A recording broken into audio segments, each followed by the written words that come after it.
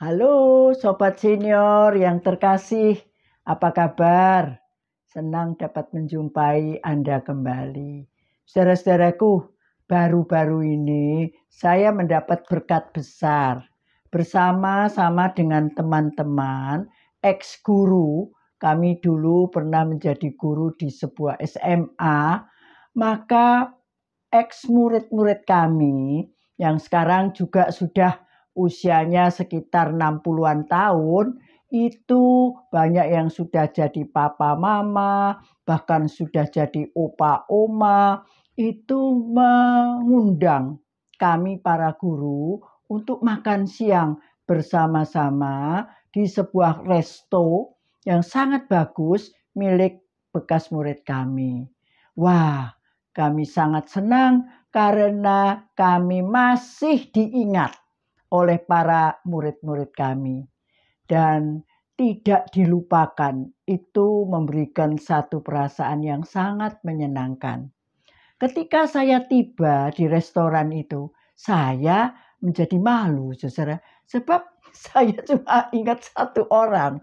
Yang lain itu saya nggak ingat semua. Saudara, saya lupa. Lantas saya terus terang bilang, kamu ini siapa? Saya ini lupa. Oh, enggak apa-apa, Bu. Muridnya Ibu kan banyak. Tapi kalau kami para murid tidak lupa sebab gurunya lebih sedikit. Saudara-saudara, berbicara tentang lupa, saudara. Kalau bahasa Jawanya lali. Nah, lalu bagaimana? Kalau sudah bilang, ya maaf, saya lupa, kita mau ngamuk, ya bagaimana? Tapi kita juga kepingin ngamuk, karena apa yang terjadi itu bisa merugikan.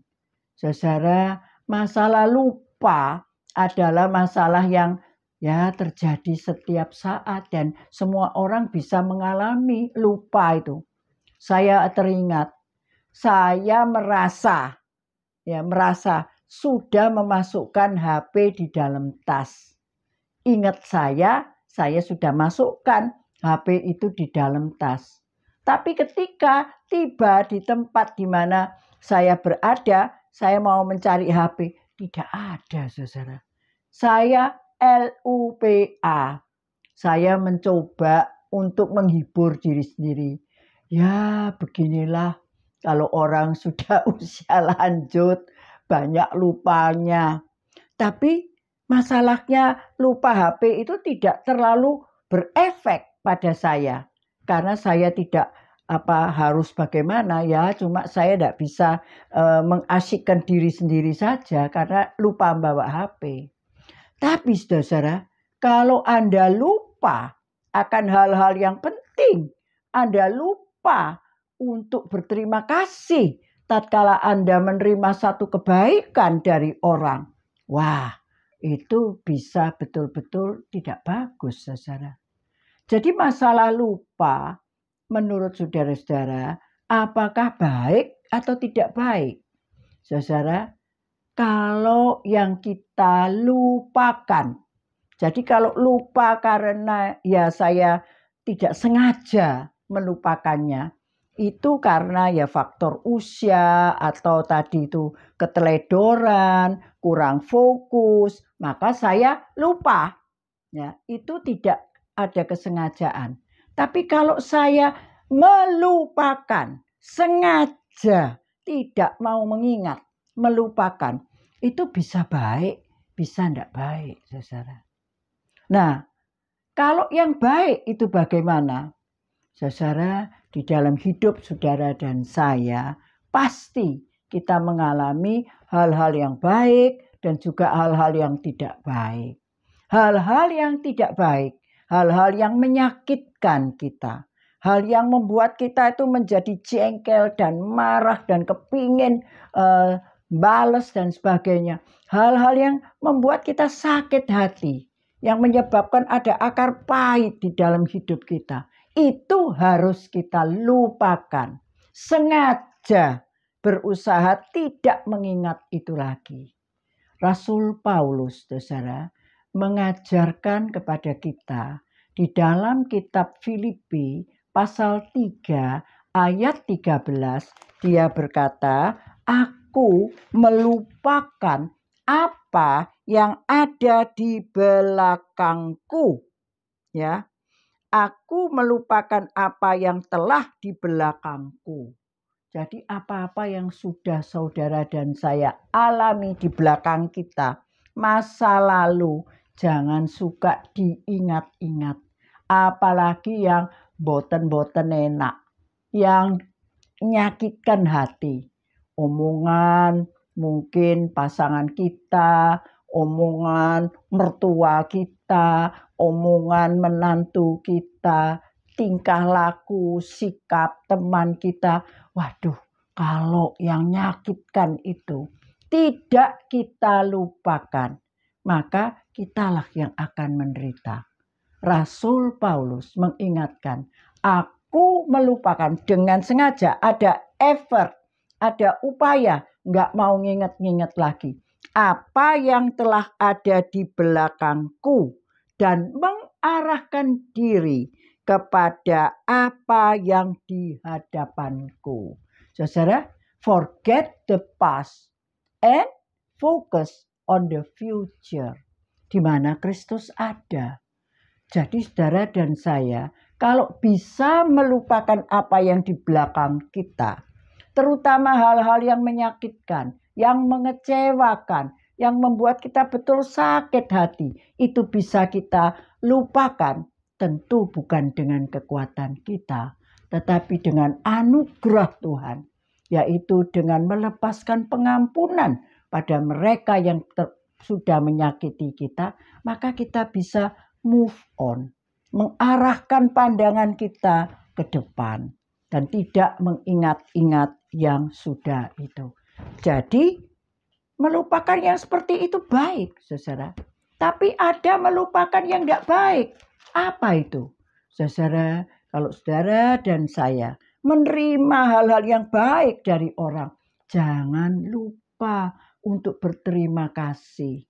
Di dalam kitab Injil, di Injil Lukas pasal 17, saudara, ayatnya yang ke-11 sampai 19, ada cerita bagaimana ada 10 orang kusta. Ya, pada zaman dulu orang kusta itu orang yang dipinggirkan, dibuang, itu outcast itu. Mereka tidak dianggap lagi, mereka hidup terisolir. 10 orang sakit kusta ini karena senasib sepenanggungan jadi bisa berjalan bergandengan tangan, berjalan bersama-sama. Ketika mereka tahu Yesus lewat, mereka berteriak-teriak minta tolong, saudara. Dan apa yang dilakukan Yesus? Yesus bukan cuma memandang dari jauh lalu tidak mau tahu, enggak. Jesus always cares. Selalu dia peduli dengan teriakan dan jeritan hati kita. Maka Tuhan berhenti. Lalu mereka ini meminta kepada Tuhan supaya mereka ini dapat disembuhkan, ditahirkan. Dan Yesus mengabulkan permintaan mereka. Perlihatkanlah dirimu kepada imam. Wah, itu satu tanda bahwa saya pasti sembuh. Ya, sedang di dalam perjalanan mereka melihat diri mereka, loh, aku sembuh. Saudara, tapi apa yang terjadi? 10 orang disembuhkan, cuma 1 yang ingat dan tidak lupa untuk berterima kasih. Dia balik mencari Yesus, lalu tersungkur di depan kaki Yesus, menyembah Yesus, bilang, Tuhan terima kasih. Saudara, ketika Tuhan melihat cuma 1 orang, apa yang keluar dari mulut Kristus? Loh, tadi kan ada 10 orang yang disembuhkan. Kenapa yang balik kok cuma 1 orang untuk bersyukur kepada Tuhan? Di manakah yang 9 itu? Saudara, ada nada kecewa, ada nada sedih. Karena itu, saudara-saudara, marilah di bagian akhir dari perjalanan hidup kita belajar berterima kasih. Ketika kita mengalami kebaikan-kebaikan, mungkin dari anak, menantu, cucu, saudara, teman kita, jangan pernah medit ya, kikir untuk berkata terima kasih, engkau sungguh baik. Kenapa begitu sulit bagi kita orang tua untuk bilang terima kasih pada anak-anak kita? Saudara-saudara, saya juga menghimbau anak-anak, janganlah kalian lupa berterima kasih kepada papa mama kalian. Saya tahu pada zaman sekarang ada banyak anak yang tidak tahu berterima kasih pada orang tuanya. Tetapi kalau Anda mengambil sikap tidak tahu berterima kasih kepada orang tua Anda itu sangat tidak menghormati Tuhan. Karena Tuhan berfirman bahwa anak-anak harus tahu menghormati dan tahu berterima kasih pada orang tua. Jangan menjadi orang yang tidak tahu berterima kasih. Saudara, kalau orang Chinese bilang bucing li atau nggak punya aturan, nggak tahu berterima kasih. Jadi saudara, mari kita belajar berterima kasih pada mereka yang berbuat baik pada kita, apalagi kepada Tuhan. Itu sebabnya saudara dan saya sebagai orang usia lanjut, begitu bangun tidur, kata-kata pertama yang keluar dari mulut kita haruslah terima kasih Tuhan. Engkau sudah menyertai aku melewati malam yang gelap. Dan hari ini aku mendapat hari baru dan kesempatan baru darimu. Thank you Lord. Bilang terima kasih seperti itu. Dan Tuhan menuntun hidup kita. Saudara-saudara, mari kita melupakan apa yang ada di belakang kita. Dan mengarahkan diri kepada yang di depan. Di mana Kristus ada. Marilah kita tidak melupakan. Selalu ingat akan kebaikan-kebaikan Tuhan.